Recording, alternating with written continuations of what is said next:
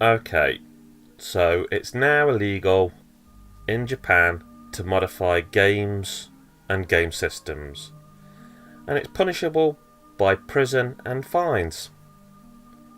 All of this was brought about recently by amendments to the Unfair Competition Prevention Law. According to the official site for Japan's Association of Copyright for Computer Software, modding games and consoles violates the country's Unfair Competition Prevention Law. It's illegal to mod game data and game consoles, and both are punishable by up to 5 years in prison and fines up to 5 million yen, which roughly translates to 36,000 UK pounds. There was a company called CyberGadget that was selling a save editor data tool which allowed players to use cheats and patch codes. That's now been knocked on the head. Also, things like action replays and the likes would be illegal. Technically, mods would be illegal on games, and obviously modifying systems. Now I personally hate this. I know some people will go, oh yeah, but it's wrong to modify systems because then you can cheat on games online and you can download pirated versions of games to play them without paying the rightful people that created them.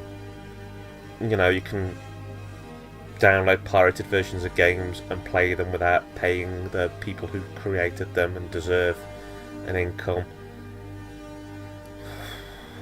But modding, both when it comes to games and machines, isn't just a piracy thing. There's all kinds of neat and interesting mods that exist out there. For a start, I have several modded video game consoles in my collection. I've got a Master System that I've modded, which with a flick of a switch I can take between 50Hz, the standard European speed for the machine, and 60Hz, the Japanese-American speed. Now, I play real cartridges on there. How does me changing the speed harm anybody? It doesn't. I have a SNES which is modded. It's modded to run in 60Hz. The cartridge slot is widened, so I can play foreign games without an adapter. I did this because I used to play my Secret of Mana cart, which was American, through an adapter, and if anybody entered the room, the wobbling would cause the game to lose connection, and it ruined a save with about 60 hours on. So I modified the console because I thought it would eliminate the problem, and it did. My Mega Drive's modded to run at 60Hz, like an American machine. I also brought a Japanese Mega Drive, which had been altered inside to make it run at 50Hz in Japanese, and I altered it back to its original 60Hz mode. I've got a modded PlayStation 2 which saves games to a hard drive. Now, I am not lending games and burning them to the hard drive. I'm putting my own rare RPGs on the hard drive so I can keep the discs safe in a drawer. As far as I'm concerned, these are all my own bits of hardware, and I should be entitled to change and treat them as I want. Have I got anything newer modded? I have a modded Wii, which is mostly used for media-based stuff, and I have modded my SNES Classic. Now, I am not playing 100 million different games on the SNES Classic.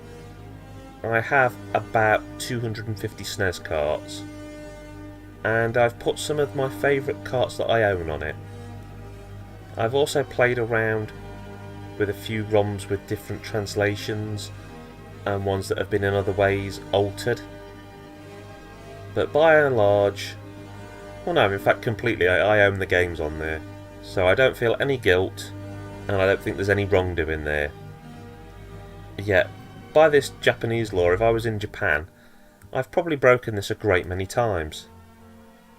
I hate laws like this because they are taking control away from the user. And yes, I admit, some people will modify things for the pure reason of piracy and to avoid paying for new games. so they can just play and play games without putting any money back into the industry. And no, I do not condone that. But there have been a million reasons to modify a million different machines. For example, when Nintendo released the original Game Boy Advance, the thing was so dark you couldn't see what you were doing. People added backlights to it, which actually made the machine more usable, and in fact was more likely to make people buy games. They were more likely to make people use the console. And you have to think, not only is it the machines, but with the games, you've got all the fan projects that have been made, all the unofficial translations. Some people have cut their teeth on playing around with old games. And sometimes new games, making modifications to them, altering them. Can be quite a handy way to learn the business, to learn how to make a successful game. By toying with games that already exist, pulling them apart, making small alterations.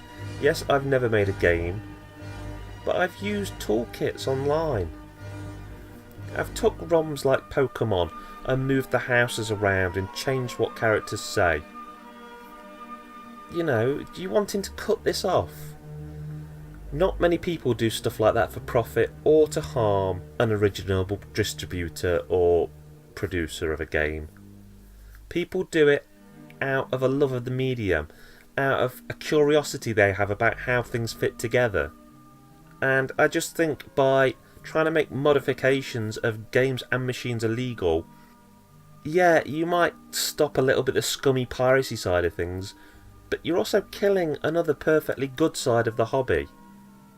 And is it really worth it? You're more likely to make homebrew modifiers who are just curious, scared, people who are actual criminals who are modifying stuff for profit. You know, they're not going to pay attention to the law anyway, are they? Well, that's pretty much my thoughts on things, but I wonder how everyone else feels. Thank you for listening. This is Kerr9000 signing off.